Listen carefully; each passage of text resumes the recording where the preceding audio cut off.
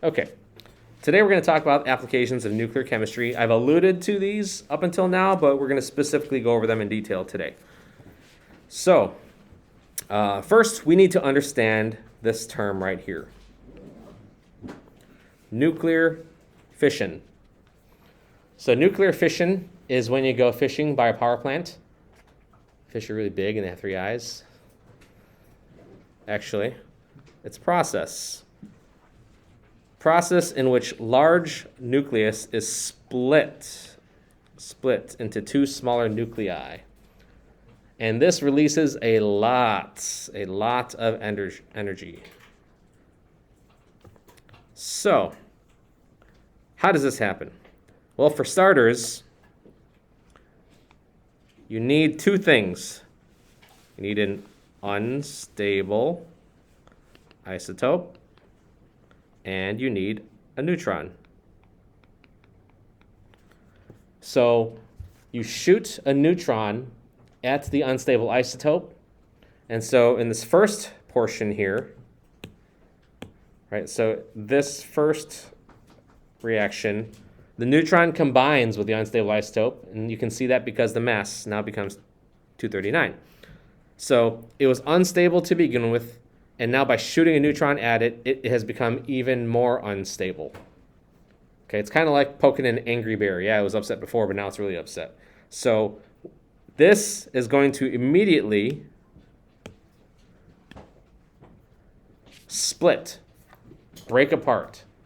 The contents of the nucleus. Your nucleus of uranium with a mass of 239 and an atomic number 92 cracks. Now, it's not exactly in half. It never really will be exactly in half, but it'll be similar. The 2 elements will be somewhat similar usually, and there's going to be lots of crumbs left over. Right? You ever try breaking a cookie, a chocolate chip cookie, and not making any crumbs? It doesn't happen. There's always going to be crumbs. And I'm not talking about the soft cookies. I'm talking about, like, those old school hard cookies. Okay, so you break it in half, sort of. Right? Of course, you eat the bigger half, you give your little sister the smaller half, right? And then there's a bunch of crumbs that fall off the ground. So these pieces that are kind of extra here are neutrons. And because there's extra neutrons formed, well, what started this whole problem in the first place? Neutrons. So guess what those neutrons are going to do? Cause more reactions. This is what's called a chain reaction. Okay. I didn't mean to say problem. It's not a problem. It's just a process. That's what happens. So more neutrons are formed, right? So in terms of a picture, here's our neutron. It comes and hits our unstable nuclei. We get 2 products, and you get some number of neutrons. This picture is only showing 3, but how many neutrons are formed depends on the isotope that's hit. Here's another example, right? Unstable nucleus, neutron, blam. More nuclei. These get hit with neutrons, blam. They all split, and they all split, and they all split. This is geometric growth, right? The rate accelerates. It gets faster and faster and faster because every single generation, there's more atoms that could be hit, and there's more neutrons shot out. So, fission is the splitting of an atom. Requires a neutron and releases lots of energy. So, what could we possibly do with that energy? Funny you should ask. We could build a nuclear power plant. You see, it's probably easiest if I start with the diagram here. I'll start with this diagram.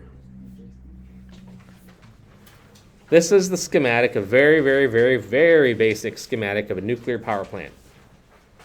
So here's what happens. It all begins in what we call the reactor vessel, right here. Okay? In the reactor vessel, you have your isotopes, your radioisotopes. And those radioisotopes are refined, and they're shaped and formed into what we call fuel rods. So just think of these rods here as shaped rods of uranium, for example. Okay?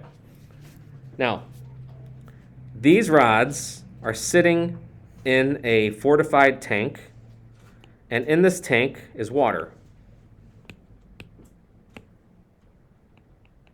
Okay, there's water in this tank. So those rods are submerged. Okay, so what happens is, because these rods, when they undergo fission, they're shooting neutrons in both directions.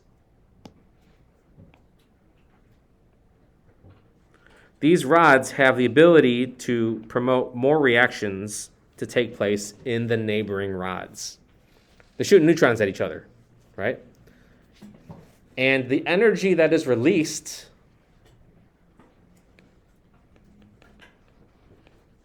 heats up the water. Right? All of the water in this tank gets heated up. So that now hot water travels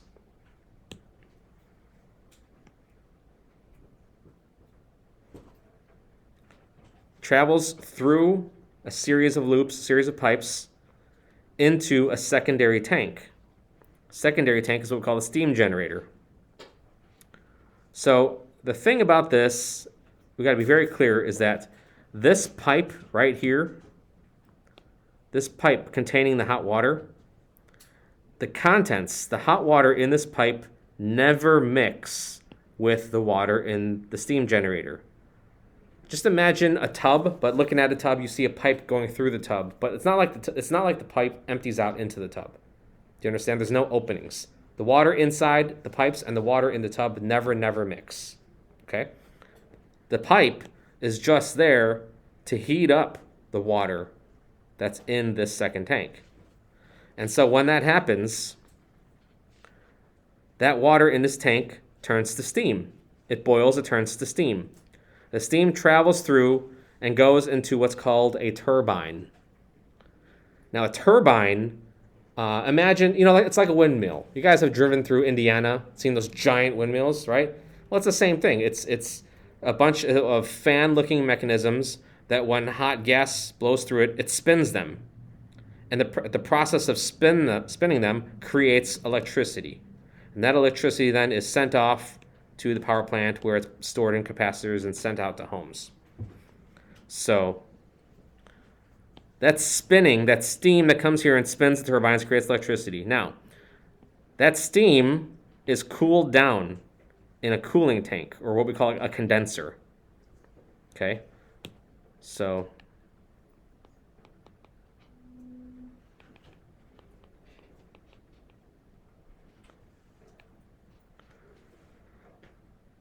again, notice that we have a pipe traveling through this tank, but the contents never mix. So how do we cool the steam-filled pipe?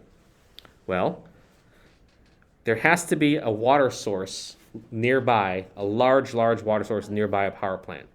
And so there's usually like a lake. And so the power plant pumps water into this tank, and that lake water cools this pipe. And then after it's done cooling it, this water goes back out to the lake. Now, this is safe because the water contents never mix, right? Not only does it never mix, but it's 2 degrees of separation away from the radioactive materials. Because you see how this loop is one loop? See how this loop is one loop? And you see how this loop is another loop? If you're 2 loops away, the contents from the first loop can never mix with the contents of the third loop, and so there's no contamination. All right. So the steam, which is cooled, returns back into the steam generator tank, and then it's rewarmed up again by the reactor core loop, and the whole process happens over and over and over again. So it all stems here with the fuel rods. The fuel rods undergo fission, split apart, heats up the water, water travels through the pipe, creates steam creates electricity, and then the steam is cooled by the cooling loop, travels back, and the whole thing happens over and over again. So this is usually shielded by a large concrete containment building. right? We now know that if something were to happen, that you need several feet of concrete to prevent anything from escaping the environment. And usually if something does go wrong, they're able to shut it down. Now, there's something out here right in between all the fuel rods. These are called control rods. Control rods act as a buffer, and they're going to stop neutrons from hitting the other fuel rods. They literally lower them down like a shield in between them, right? Because right now you see all these purple arrows. If these purple arrows all represent neutrons being shot at each other, well, what if it's nighttime and people are all asleep and we don't have a need for electricity, or at least not as much? What they'll do is they'll lower these down and reduce the amount of neutrons that can make contact with other rods, and by doing that, it doesn't get as hot, so it doesn't create as much electricity. The control rods have to be made up of an element that can absorb neutrons and still be stable. Like, it wouldn't make any sense to use, a metal which would become unstable by gaining neutrons, because that would be unstable too, and then you'd for sure have a meltdown. So cadmium is an example of an element that can be used as a neutron absorber. So, can you guys briefly, in 2 or 3 sentences, explain how a nuclear power plant works? Jason, give it a stab. Summarize. So they have fuel rods that shoot neutrons at each other to create a lot of heat and energy that then heats up water, which then runs through a pipe that goes through more water. Yep. Then heats up that water, and then once that turns into steam, spins a turbine, and then that steam that turbine goes into a generator that holds electricity for people to use. Okay. And then that steam is then cooled in more water and then recycled. Yep. Basically it. Conceptually, it's like 3 steps. Okay. This is another. Oh, maybe I should have started with this one. This one's a lot clearer to see. Right? A lot more simplified. So, nuclear power is probably the most important application of nuclear energy. Currently, this is out of date. I need to update it. Currently, it's about 22%. It's actually probably more than that now. Coal has, for the longest time, been our source of providing power. A coal power plant works very similar to a nuclear power plant. Instead, though, it's not nuclear fission heating up the water. It's literally the burning of coal that heats up the water. And then water turns to steam, turns to turbine, right? So what is an obvious difference between a coal power plant and a nuclear power plant? What's just one of them?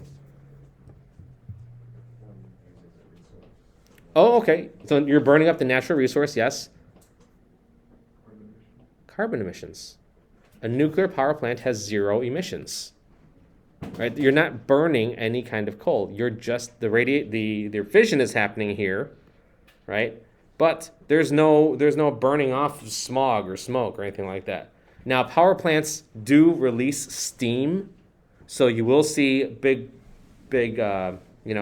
venting pipes releasing steam, but that's just steam. That's water vapor, right? Okay. So some countries, nuclear power is very high, especially in places like Europe, right? Why do you think Europe would have a greater nuclear power need than us? What do you think? Yeah. They have a higher abundance of radioactive material. Okay. Yeah, actually they do, right? It's closer to them, right? Yeah, Jason. They have less access to things like coal. Yes. Europe is very, very highly densely populated, right? More so than the U.S., right? You think of the U.S., the big cities are very populated, but the vast majority of the U.S., you go miles and miles and miles where there's no towns, right? So the energy need in Europe where people are living, there's the concentration of the populations are so high, you have so many households that need energy, right? And you just don't have as much coal. Because in order to have coal, you need coal mine, But if your land is so rare to begin with, you can't go digging anywhere you want because you'll be digging underneath someone's home. So a lot of European countries rely heavily on nuclear power plant. There's about 100 nuclear reactors right now in the U.S. So what happens if we do not control the chain reaction? Like let's say there was a malfunction, and you could possibly have a meltdown, right? And there's a great documentary movie that came out a couple years ago on HBO called Chernobyl, right? It's actually probably one of the most accurate miniseries that has come out about a nuclear disaster or a nuclear event in general. So it's rated R though, so get your parents' permission if you want to watch it, right? Because it's R because of how gruesome it is. We'll get to that in just a second. All right, so the other application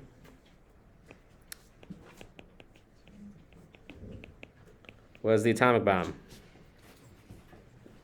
The atomic bomb, and not to spend too much time on it, but the atomic bomb was a bomb that set off a nuclear reaction, right? So the way it worked was there's this giant bomb that had inside, there was the fuel rods, nuclear fuel, and then there was another bomb, like a conventional bomb, think like dynamite, right?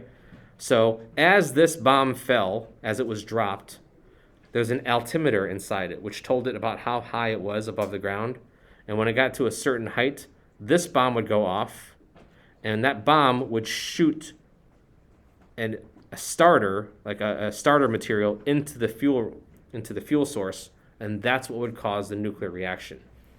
And so the reaction would happen, like here. So like it would have the most damage instead of just hitting the ground. A lot of people think like bombs hit the ground first before they explode. That was true in with regular bombs like grenades, things like that. But like these nuclear bombs are dropped, they're designed to go off above the surface because that'll give it a wider radius of destruction, which is kind of terrible if you think about it, but that's the way they were designed. So, and anyways, atomic bombs are pretty much exactly the opposite of a nuclear power plant. With an atomic bomb, they're designed to release the most amount of energy as quickly as possible. Whereas a nuclear power plant, you're trying to release little bits at a time and harness every little bit of it, right? Also, the downside to a nuclear power plant is that these fuel rods, right? So the spent fuel needs to be disposed of. And the problem is, even though it's spent and it's no longer producing enough heat in a nuclear power plant, it's still radioactive. So it's not like you just chuck it in the garbage can and watch, waste management company come and haul it away, right, and dump it into a garbage dump. These have to be specially prepared, and there has to be places allocated, spaces that are like way, way, way away from population centers, like maybe in a mine somewhere that's no longer used for mining anymore. They'll like bury them down there, and they'll make sure that it's locked, and then they'll put a big fence, and they'll have like guard towers, right? Because you can't have people just wandering into like an old mine. Hey, look, Mom, there's this glowing rod. Oh, can I take a piece? You can't stumble upon this. You can't let people find this kind of stuff. So that's a downside, is that, you can't just leave that stuff lying around. The upsides, though, here we go. The upsides is that it's very, very, very efficient.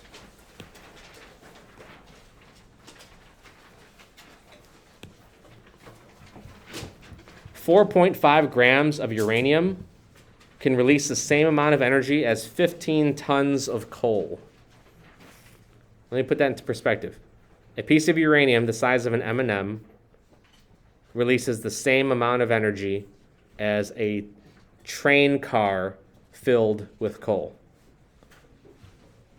So, if you mined uranium, and you got like a couple train cars of uranium, that is a tremendous amount of energy that could be harnessed from that. So it's ridiculously efficient, right? And as we mentioned, there's no emissions, right? So pros, no emissions, it's efficient. Cons, there's waste. Waste has to be managed.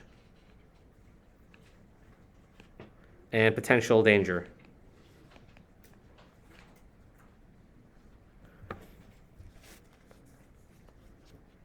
Some countries switch to it almost completely because they don't have a choice. So we still use coal, right? If you go down to southern Illinois or like, Arkansas, you'll see train cars all night carrying coal, like bringing it back up north, and people are still burning it. And a lot of times people say, coal is so cheap, natural gas is so cheap, we can heat our homes very cheaply. Why would we want to spend the money investing in building a nuclear power plant? Because nuclear power plants are really expensive to build. That's another con. Expensive. That's the pros. Oops. Yep. Expensive to build. It's one of those, you have to think long term, right? Do you want to keep buying bags of ice and putting bags of ice in your freezer, or do you want to buy an ice maker, right? It's kind of one of those mentalities, right? At some point, one is going to become better than the other over the long term, but it's not without cost. It's expensive. Okay, so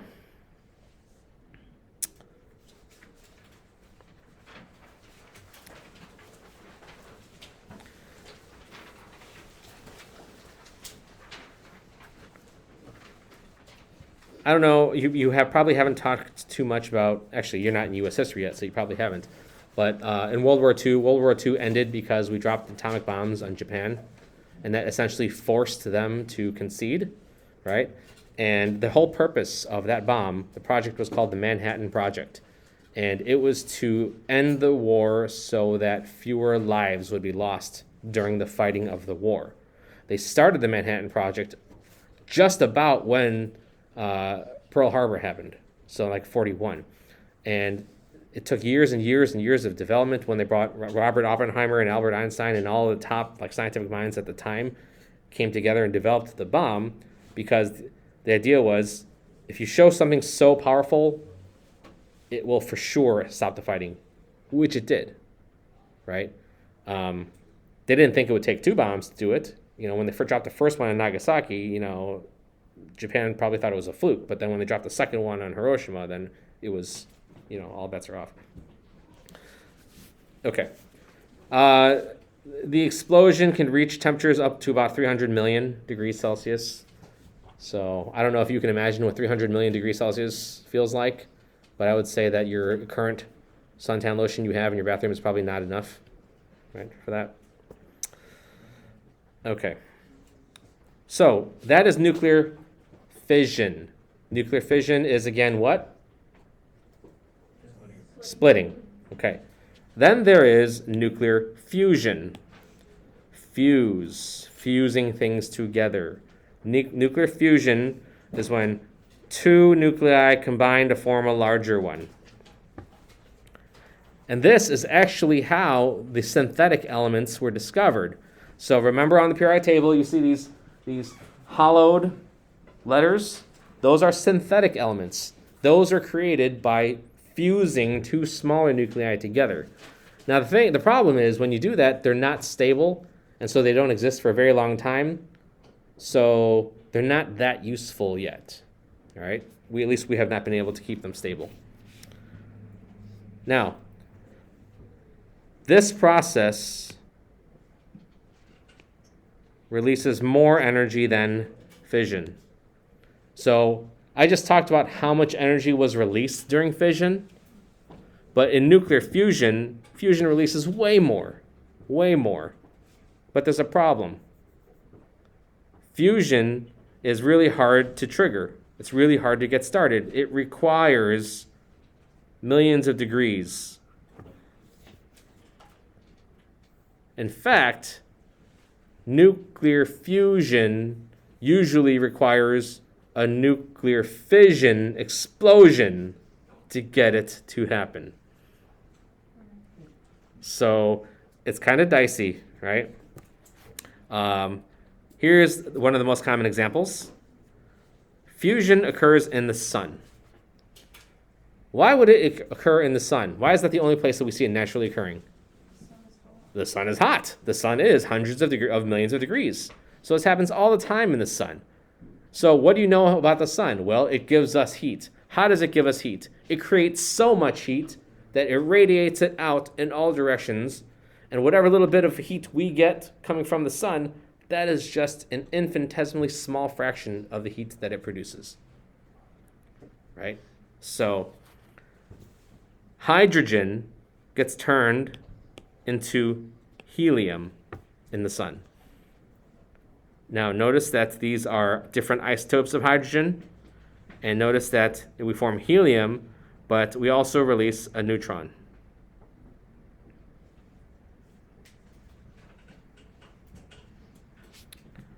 Now there was a fission or a fusion bomb. It was called the hydrogen bomb. Now the hydrogen bomb is famous. If you watch old-time TV shows, comedies, you'll often see that classic video clip of a mushroom cloud that's like the size, that goes all the way up to like the edge of the atmosphere. That's video of the hydrogen bomb.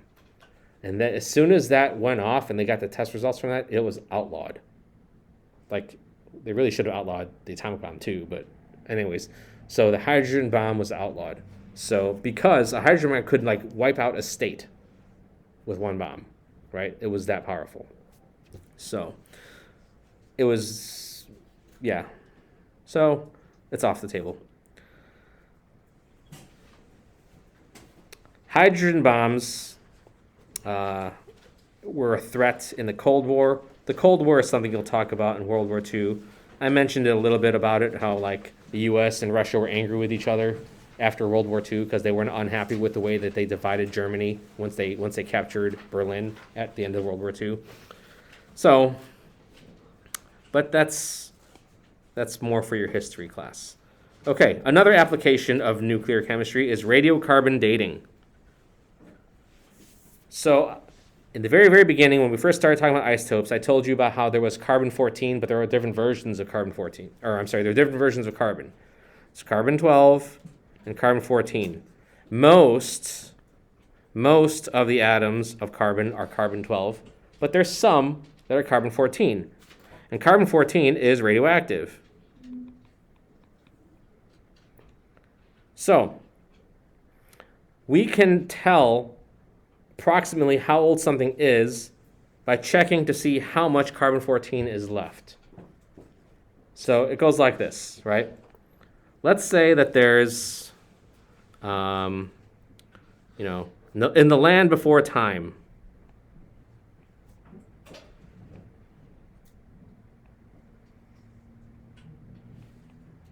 you got a stegosaurus. And then he dies.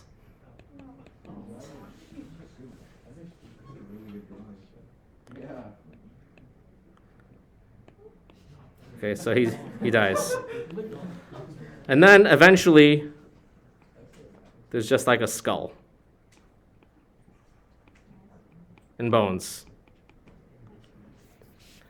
When this was alive, every living thing, there's a certain percent of the carbon atoms in your body that are carbon-14, right? Whatever that number is. Just, let's pretend that when it's alive, let's say alive there's 1%. That's not really the answer, but just go with this. 1% of carbon is carbon-14. Okay, and then it dies. When it dies, because carbon-14 is radioactive, what do you know about things that are radioactive? They eventually change, right? They undergo decay. So once it dies, it stops eating, so it stops taking in new carbon-14, right? So the carbon-14 can only decrease. So it dies, and then let's say that at some point in time, some archaeologist finds this dinosaur skull, and let's say they find it to have 0.0005% of the carbon-14 that would be present in something that was alive. Well, you guys know how to calculate half-lives. You know that we could have an initial amount and we have a final amount.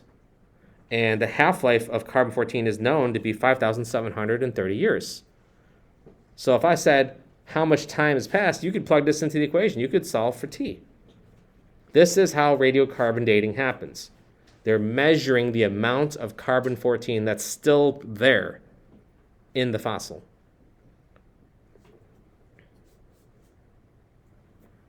Now, this is fairly accurate for things about up to 60,000 years, because 5,730 years, if that's the half-life, it's not going to be, we wouldn't be able to use the half-life of carbon-14, say, for a moldy piece of bread, right? It's got to be something that's very old, right? But it's got to have limits. We can't use carbon dating for telling how old the Earth is, because the Earth is, its age is estimated to be about 3.5 billion years old. So thousands of years and billions are way, way, way too far apart in terms of size. So what the type of radioactive isotope that you use to date something, it has to be reasonable enough so that you have basically enough sig figs to have an accurate estimation. Okay. That's probably more than you need to know. But basically, radiocarbon dating, how does it work? You're solving for time. You're using the half-life equation, you know the half-life, and you can use the final amount and the original amount to tell you how old something is. Okay. Detection of radiation. How do we detect radiation? So I showed you the Geiger counter, and the Geiger counter contained a tube, and that tube had a wire, and that wire inside that tube led inside the box, okay? And so here's what happens. In this tube, we've got a gas bouncing around in there. Let's just say it's argon gas.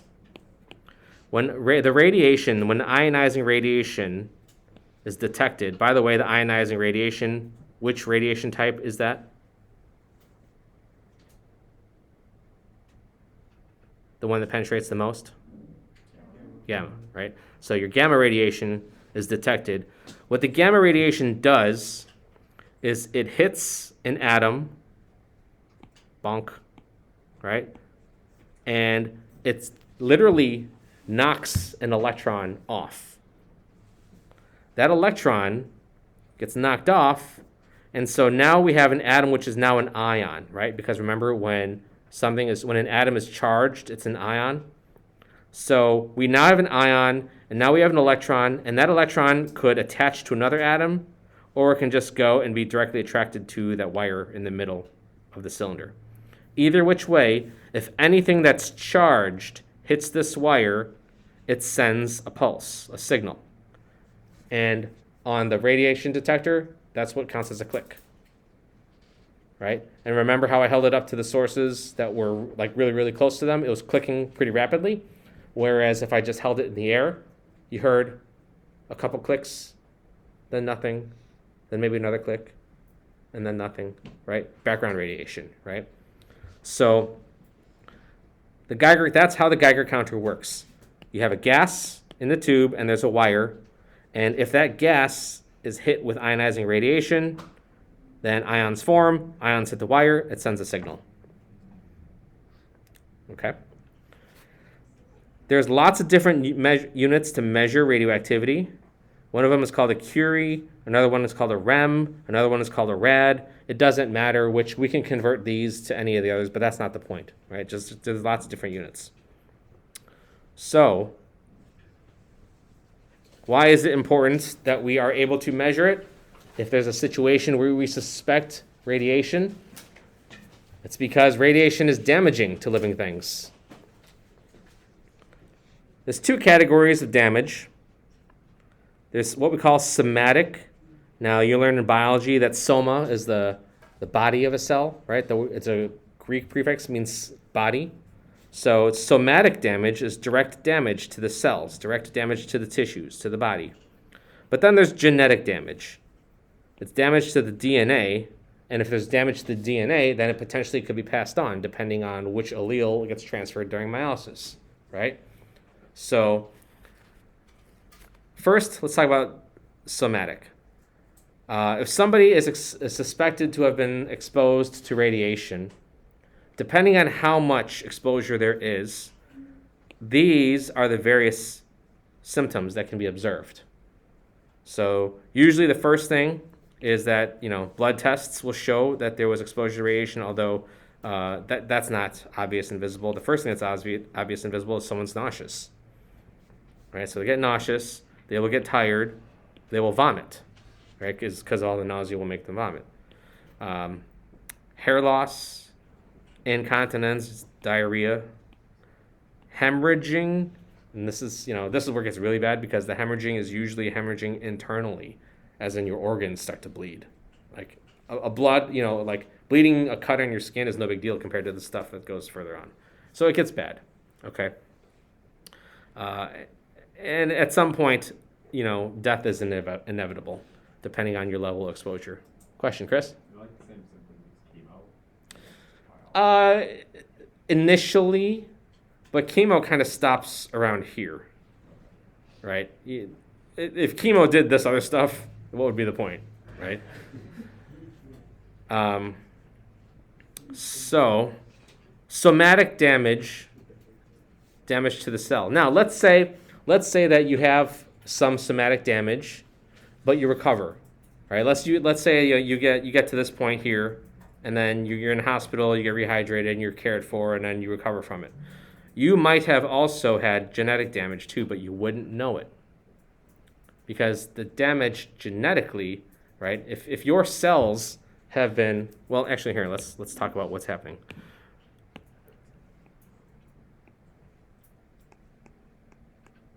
Okay, so with DNA, deoxyribonucleic acid, you guys know that there is a nitrogenous base, there's a phosphate group, right? And so these bases are connected by hydrogen bonds, a type of bond. Ionizing radiation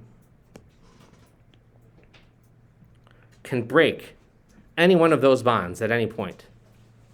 And so if any of those bonds are broken, it is very possible that during DNA replication, that sequence, those codons, are not coded for correctly. You guys remember codons?